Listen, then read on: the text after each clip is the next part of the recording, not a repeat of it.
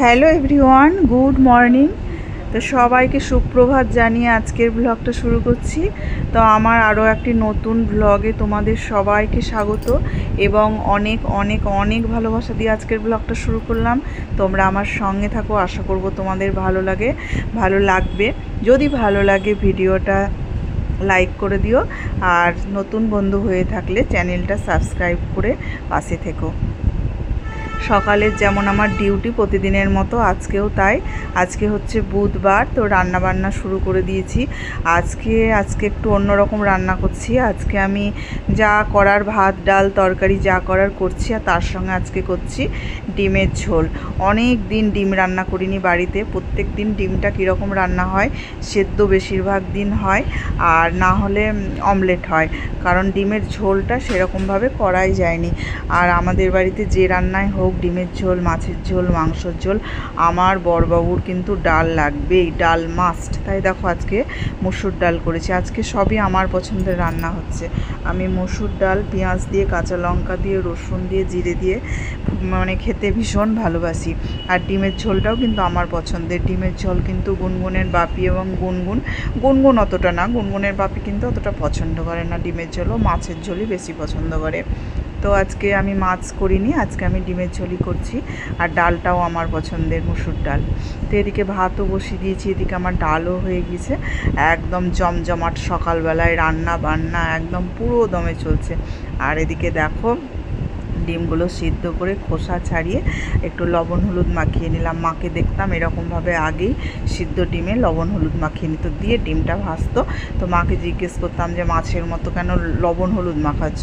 তো মা বলতো যে রঙটা লাল হবে, তার জন্য ভাজার পরে দেখতে ভালো লাগবে। তো আগে খুব ডিমের ঝোল খেতাম। আর আগে ডিম বলতে কিন্তু দেশি মুরগির ডিমের ঝোলই হতো। এই ডিম সেরকমভাবে আমরা বাড়িতে খেতামই না। বিশেষ করে এখানে আসার পর থেকে, বহরমপুরে আসার পর থেকে বেশি এই ডিমটা খাচ্ছি, মানে পোলট্রির ডিম আর কি।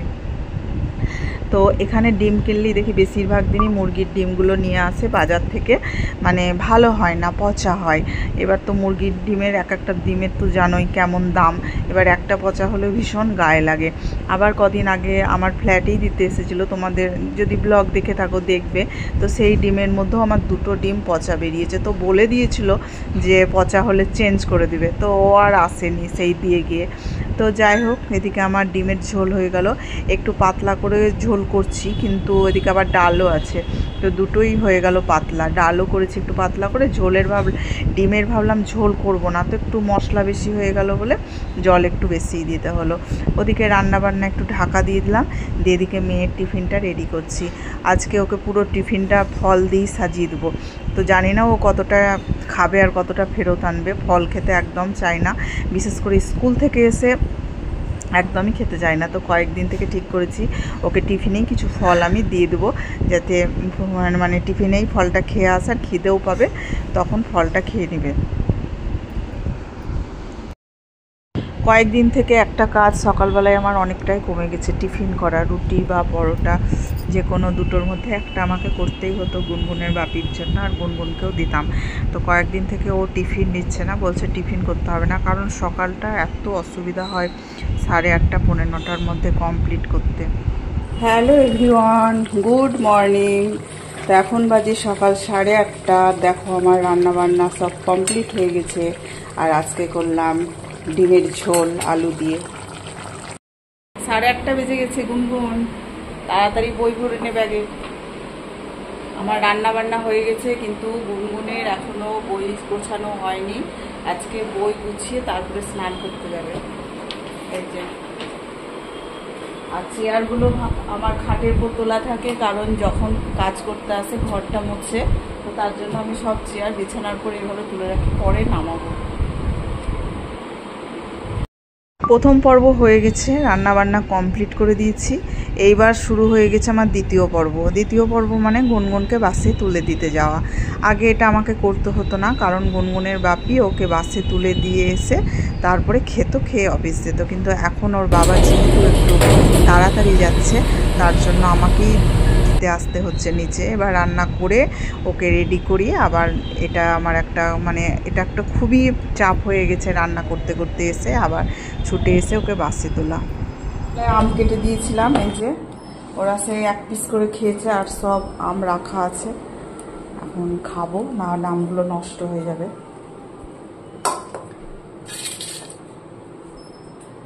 আর এই যে চিড়ে এনে রেখে গেছে, চিড়ে দিয়ে আম দিয়ে খাবো। তো তোমরা কেউ খাও চিড়ে দিয়ে আম দিয়ে? কে কে খাও কমেন্ট করে জানাবে। আমার কিন্তু খুব ভালো লাগে এরকম লাল লাল চিড়ে, পরিষ্কার করে ধুয়ে। চিড়ে কিন্তু অল্প একটু দিলেই অনেক হয়ে যায় একদম, আর বেশি জল দেবো না। এর আগের দিন আমার নষ্ট হয়েছে বেশি করে ধুয়ে।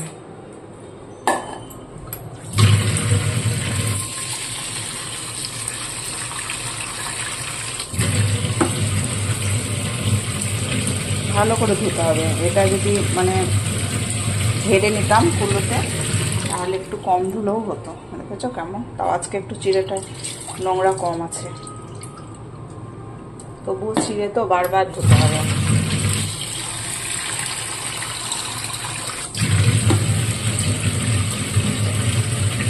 যতবার ধুবো ততবার বেরিয়ে আসবে।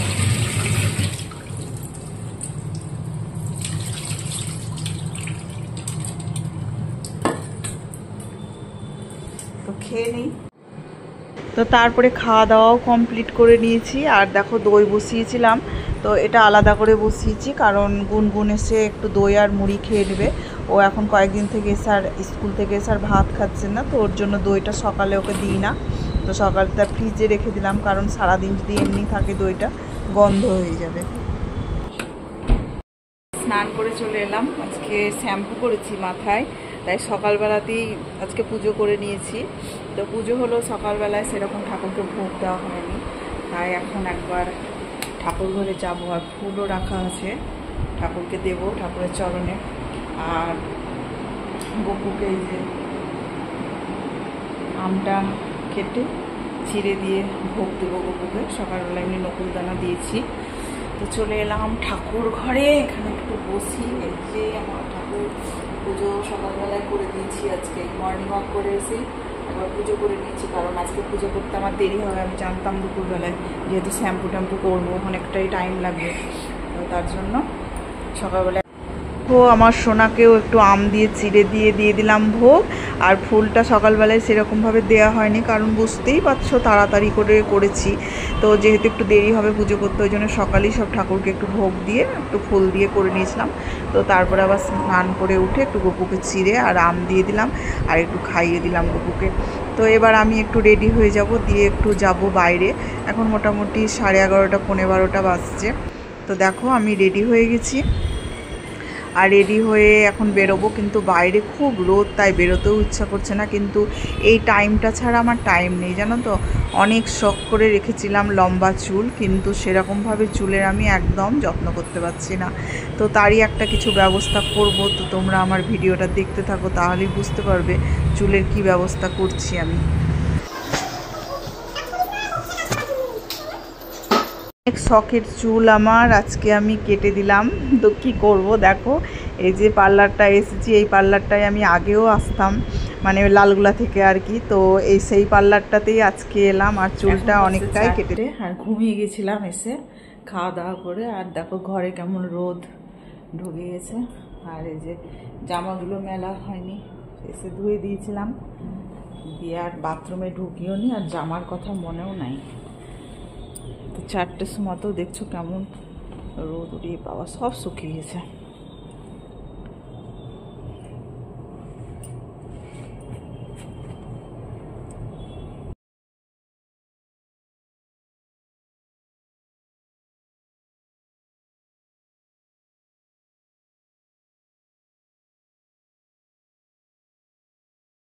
তো চুলটা কেটে এলাম, আর যেহেতু আমি একাই গিয়েছিলাম, তাই আমার চুল কাটার সময় যে একটা ভিডিও করব, তো সেরকমভাবে ভিডিও করতে পারিনি। আর জানি না ভিডিও সেখানে অ্যালাউ ছিল কিনা, জিজ্ঞেসও করিনি, যেহেতু আমি করতে।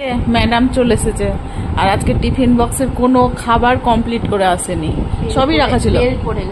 বেল তো পড়বেই অত আস্তে আস্তে খেলে, আমি তো বলেই দিয়েছি বাড়ির মতো করে টিফিন খেলে হবে না। সব তো ফেলেছি, এটাই। হ্যাঁ ঠিক আছে, খাওনি ভালো করেছে, এখন তুমি খাও, কারণ কালকে খাওনি, আমি খেয়েছি। আজ রোজ রোজ খেয়ে খেয়ে আমি মোটা হবো না, তুমি খাও। তা আমি মোটা হবো না? তুমি মোটা হবে না, তুমি কোথায় মোটা? খাও খাও খাও খাও, না শুরু করো, এখনই স্যার চলে আসবে। আমি তো এরকম পাতলা। খাও। এই তো এইভাবে খেলেই তো বেল পড়ে। হ্যাঁ, একটা একটা করে খেলে তো মানে 365 দিন লাগবে এটা খেতে। কতগুলো দানা আছে বলতো ওর মধ্যে? 100টা। 100টারও বেশি আছে।